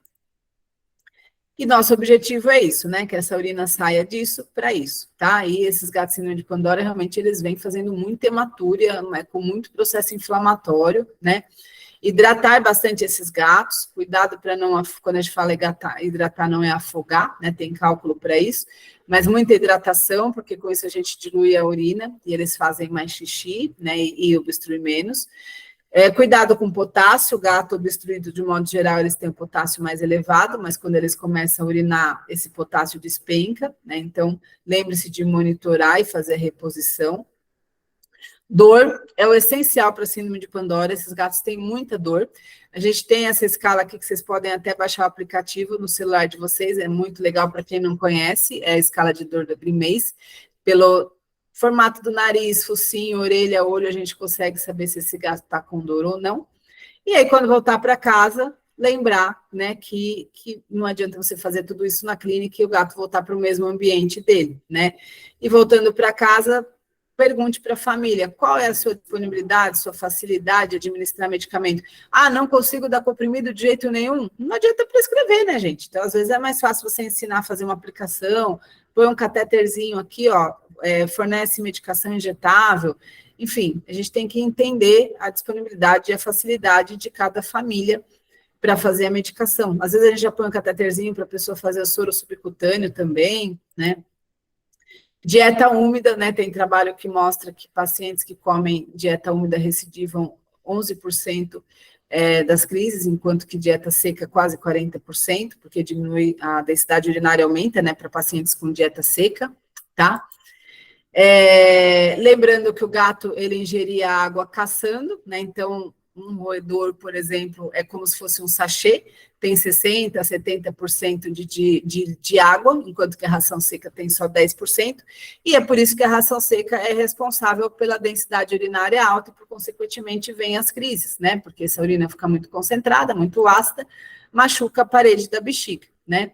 Incentivar, como a gente falou, muito líquido, né, de diversas alternativas, muito enriquecimento ambiental, né, e não precisa ser nada extraordinário, uma sacola, uma toca, qualquer coisinha diverte eles, o importante é ter, né, não precisa ser nada caro, e aí onde eu falei, não adianta ter uma fonte mirabolante, a gente, às vezes, com coisas básicas, a gente consegue atender às necessidades deles, né. Caixa de areia, pelo certo, é o número de gatos mais um, só que se a pessoa tiver 5 gatos, vai ter 10 caixas, às vezes é muito. Então, normalmente, a gente separa as caixas de areia por colônia, né? Então, 3 gatos são amigos e ficam mais nesse canto, os outros 6 ficam no outro canto. Então, eu sei que eu preciso destinar as caixas de areia para os grupos, né? Nem sempre por animal. O tipo de areia também é muito importante, né? Tá na moda agora granulado de madeira, é péssimo, tá? Porque se dissolve, a gente não consegue remover essa urina. Precisa ser areia que faça torrão, para que a gente tenha essa caixa sempre limpa. Areia sílica, muitas vezes as pessoas acham que não é indicado porque a sílica contamina o ambiente, enfim, né? mas é mais pelo fato da gente não conseguir remover os torrões, né? Essa areia fica suja aí 15, 30 dias, às vezes. Fazer também xixi no vaso sanitário e no ralo não deve incentivar, porque a gente não está vendo a qualidade dessa urina, se tem coloração, volume, então a gente acaba perdendo o parâmetro, isso não deve ser incentivado, né? Fairway Whey ajuda, mas não é um milagre, precisa junto ter um manejo ambiental, tá? Esse trabalho mostra aqui como é importante a gente fazer o manejo ambiental desses gatos. Para casa, analgesia, né? Então a gente tem analgésico fraco, analgésico forte, dipirona, pode ser injetável, pode colocar aqui no miolinho de pão, para dar uma enganadinha, fornecer cápsula vazia para colocar dipirona junto. Gabapentina, para dor crônica, a gabapentina, ela é amada e muito criticada, né? Tem pessoas como a professora Denise Fantoni critica muito seu uso, porque ela fala que a gente usa de forma indiscriminada, mas a gente também tem poucos analgésicos que promovem o controle da dor crônica, então, assim, é bastante usado, tá? Lembrando que o gel transdérmico não funciona, tem trabalho aqui que mostra que não funciona, tem que ser via oral, tá? Fluoxetina, os psicofármacos sozinhos não fazem milagre, mas para o gato muito medroso ajuda. Canabinoide é algo muito novo, eu não tenho experiência para falar para vocês, né? Já tive gato usando com péssimos resultados, mas tem gente que usa e diz que tem bons resultados. Ozônio, não se deve colocar nada na bexiga, então essa história de, vou fazer lavagem de ozônio na bexiga, não tem indicação, a única coisa que pode entrar na bexiga é soro, tá? Anti-inflamatório não esteroidal, não tem efetividade, então, assim, esse trabalho mostra que a gente não tem receptor para AINES no quadro da síndrome de Pandora, não vai funcionar. Aqui é outro trabalho também que fala do AINES que não vai funcionar, tá? A amitriptilina já teve muito na moda, hoje a gente já sabe também que ela não é tão efetiva como se achava, mas para aqueles gatos que já se tentou de tudo, é uma possibilidade, mas não é a primeira eleição, né? Prazosima também já se caiu no desuso, porque sabe-se que a porção que a prazosima age é uma porção mais dilatada da uretra, onde não causa obstrução, que a região causa obstrução não tem receptor para prazosima, tá? Corticoide não tem indicação, fizeram aqui esse controle com placebo e viram que não reduz crise, tá? Glicosaminoglicanas, que é aquilo que a gente falou lá no começo, eles têm uma diminuição das GAGs, mas também não tem efetividade nas terapias, ninguém sabe como faz para esse composto chegar lá e recompor essa parede, não tem efetividade. Antibiótico, lembre-se que não é a primeira escolha, porque a maior parte dos casos não é infecção, né? Dietas, Urinari, hoje já sabe que não tem indicação, porque elas podem promover a produção de cálculos de oxalato, que é um problema maior, né? E sim, sachê, independente da marca, preço, sachê, tá? Lembrar que as crises são autolimitantes, né? Então, a gente brinca que se você rezar, de Gatorade, chá de camomila, água com açúcar, qualquer coisa vai resolver, porque as crises são autolimitantes. Então, a gente tem que realmente promover uma boa analgesia e o negócio vai ceder sozinho, tá? Meu tempo está acabando, mas eu também já estou terminando. Aqui é um exemplo de uma gatinha, né, que também vive num bando, a mulher faz coleção de gatos persas, e essa gata, vocês veem, vive com crise. Então, a gente faz soro subcutâneo lá na casa dela para não estressar, né, minha filha faz serviço de cat sitter, ela vai lá, bastante analgesia e sempre recomendar um ambiente tranquilo, né, e você vê, essa gata entra sempre em crise porque tem um adolescente que mora lá e vive fazendo festa. Aqui é um outro exemplo dessa gata Donatella, ela vivia em crise e ela nunca conseguia ser castrada, porque ela estava sempre em crise. E quando ele me procurou, eu falei, não, tem que castrar, né? A crise está vindo pela falta de castração, vive no cio. Castrou, acabou, né? Então, o que estava trazendo estresse para ela era a falta da castração. Essa gatinha, ela tinha sido recentemente adotada e começou a morar numa fábrica, talvez ela tinha vida livre, quando confinaram ela começou também a fazer cistite de repetição, né? Então, vocês veem, tudo tem mais ou menos o mesmo histórico, né? Essa gata sereia também começou a se lamber aqui na região da vulva, ó. Vocês veem, ó, que a gente falou, urina super concentrada, começou a se lamber na região da vulva também por conta de uma adoção de um novo gato, tá? Aqui é o caso do Benjamin, um gato que nós castramos recentemente, e aí ele chegou em casa no meio da noite, a pessoa, né, mais tarde a pessoa mandou mensagem, olha, o gato urinou com muito sangue, então a pessoa já associa que pode estar tendo uma hemorragia, a gente tem que ter segurança de responder para eles. Não se preocupe, não é da cirurgia, né? A gente não mexe em via urinária para castrar. Desde que você faça uma cirurgia bem feita, ninguém vai mexer em via urinária para castrar. Então, o que eu já bati um martelo aqui? Síndrome de Pandora. Falei, fica tranquilo, isso daí vai ceder. Ele está com analgésico, saiu da internação agora, está com analgésico por conta da cirurgia, vai ceder. Realmente, no dia seguinte, ela mandou mensagem que já estava normal. Então, a gente tem que ter conhecimento também para ter segurança no que a gente fala, né? Olha aqui, quanto sedimento, essa aqui é uma foto da doutora Poliana, olha quanto sedimento na urina desse gato. Isso obstrui? Óbvio que obstrui, né? Então, se a gente tem uma urina dessa, provavelmente esse gato vai obstruir. Às vezes ele pode ter síndrome de Pandora associada com uma urina extremamente concentrada, assim, tá? Obrigada, gente, estou à disposição. Aqui tá os nossos contatos, e-mail, WhatsApp, Instagram.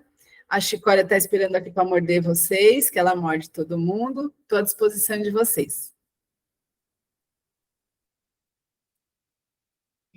Ai, professora, muito obrigada. Daqui a pouco a gente encerra, mas por enquanto eu preciso de você para fazer o sorteio. Tá certo. Só um minutinho, Li. Uhum. Tem uma dúvida. Pessoal, tá rolando um sorteio no nosso Instagram e o sorteio é amanhã, tá? Por conta do nosso curso de anatomia veterinária, um livro Anatomia dos Animais Domésticos e o sorteio é amanhã. Quem ganhar recebe em casa, tá? Dá uma olhada no nosso Instagram, só seguir as regras direitinho e aproveita e participa, que dá tempo.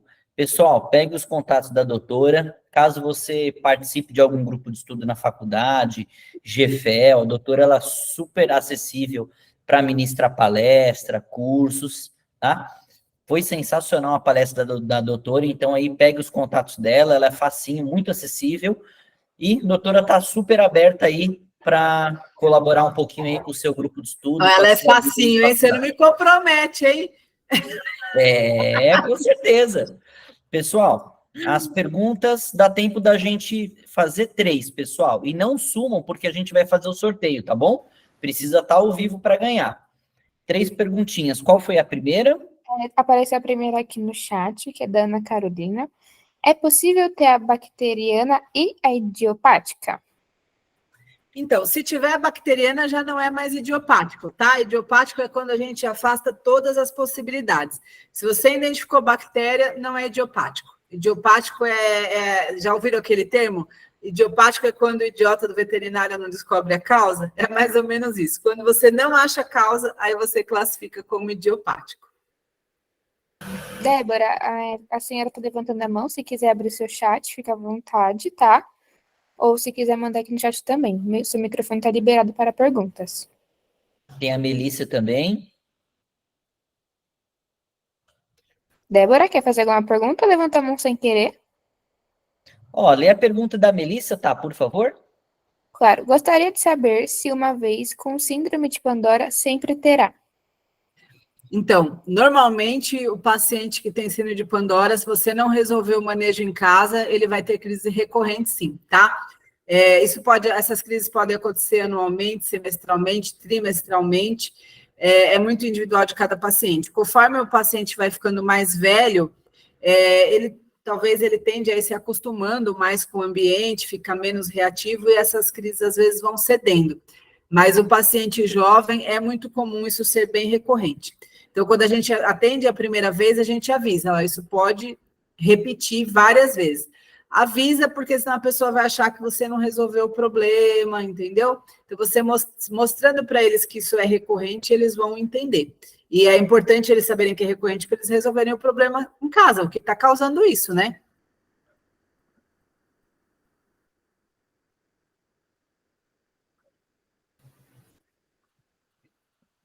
Doutora, acho que essas foram as nossas perguntas. Vi, se quiser fazer o sorteio, passa a palavra. Vamos ao Vamos sorteio. lá, Pessoal, só professora. lembrando que esses cupons valem por 24 horas, tanto das duas bolsas de 50%. Quem não ganhar dessas de 50% no curso de anatomia vai receber o cupom de 25% para efetuar a compra do nosso Black Friday. E todo mundo que manifestou interesse no curso de primeiros socorros também vai receber, todos vão receber hoje, e vale por 24 horas, pessoal. Então, quem puder já comprar hoje, já para garantir, não esquecer e comprar amanhã e deixar para amanhã e esquecer, porque realmente só vale por 24 horas. Ali vai pedir para a doutora escolher os números. Escolhe 4, doutora, porque se as pessoas não tiverem online, aí a gente tem de reserva. Vou deixar com a Lívia agora. Número 20. Professora, ó, são 4 números de 1 a 30 e... Só um segundo. De 1 a 34. Você falou número 4, né? Número 20. 20, Número 5. 5, Número 30. 30 e o último, E 34. 34. Ok, pessoal, agora eu vou espelhar minha tela. Lembrando que, professora, eu peço que, por favor, você clique ali naquele quadradinho com a setinha para deixar de espelhar a sua. Muito obrigada.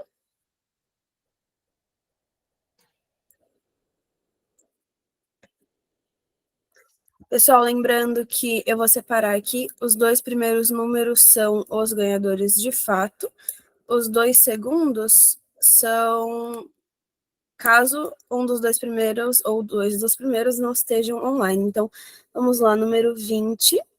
Michele Duarte, por favor, se você estiver online, dá um oi aí no chat pra gente. Eu vou pintar aqui. E número 5, a Marcela Brenan. Por favor, também dá um oizinho aí, se você estiver online. Oi, tô aqui.